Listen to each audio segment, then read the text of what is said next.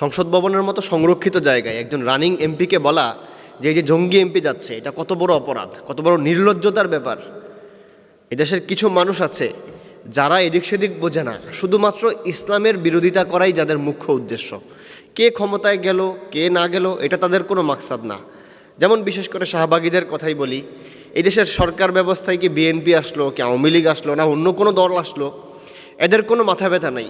এদের একটাই মাথা ব্যথা, ইসলাম যেন আসতে না পারে। আমি যে এমপির কথা বললাম তিনি হযরত মাওলানা হানজালা, সাধারণ কোনো ব্যক্তি নয়, যিনি এই উপমহাদেশের ব্রিটিশ বিরোধী আন্দোলনের অন্যতম সিপাহসালার হাজী শরীয়তুল্লাহ রহিমাহুল্লাহ সপ্তম পুরুষ। এমন একজন মানুষ জনগণের ভোটে নির্বাচিত হয়ে তিনি সংসদে গিয়েছেন। এই ব্যক্তিটাকে কেন বলা যে জঙ্গি এমপি? আমাদের দেশে সুশীল কিছু প্রাণী আছে যারা আমাদের খায়, আমাদের পরে, আর পশ্চিমাদের গুণগান গায়। পশ্চিমারা যা বলবে সেটাই সঠিক, পশ্চিমাদের কথাকে ওহির মতো সত্য মনে করে।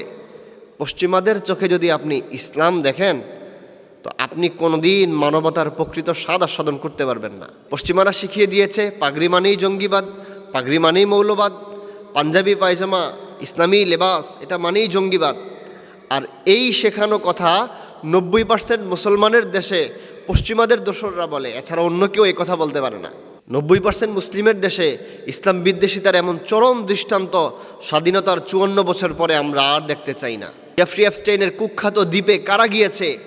এই নরপশুগুলো গিয়েছে, যারা এমন বিকৃত মন মানসিকতা লালন করে, ওরা এসে আমাদেরকে মানবতা শিক্ষা দেয়। আর আফসোসের ব্যাপার হচ্ছে আমাদের দেশের কিছু বুদ্ধিজীবী আছে যাদের বুদ্ধিকে উই পোকায় খেয়ে ফেলেছে, যাদের মাথার মধ্যে গোবর ছাড়া আর কিছু না। এই উই পোকায় খেয়ে ফেলা বুদ্ধিজীবীগুলো আমেরিকা থেকে, ইউরোপ থেকে মানবতা আমদানি করে আমাদেরকে মানবতার সবক শিক্ষা দিতে আসে।